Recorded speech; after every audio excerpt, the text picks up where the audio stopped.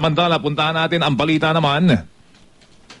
Sit there sa Apolonio Samson Elementary School, kaugnay sa naganap na sunog kahapon. Si Alan Gato sa detalye ng balitang yan. Alan? Wala munang pasok ngayon dito sa bahagi ng Apolonio Elementary School matapos na madamay yung ilang mga eskwelahan o silid-aralan sa sunog dito lamang sa likod ng kanilang eskwelahan sa bahagi ng Apolonio Samson Elementary School. Nadamay ang eskwelahan ng lambunin ng apoy ang mga bahay sa likod nito pasado alas 5 ng hapon kahapon. 3 beses na umanong nasusunugan ang naturang lugar, kaya pakiusap ng pamunuan ng eskwelahan na malagyan na sana ng firewall ang naturang eskwelahan.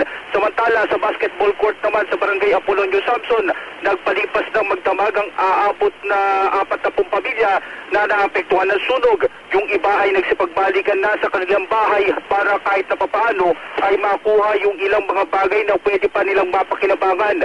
Yung isa namang nasugatan ay under observation ngayon sa isang ospital na nagtamo ng mga sunog sa katawan. Yung Kapusoan ng Gatos nagulat sa Super Balita sa umaga, nationwide.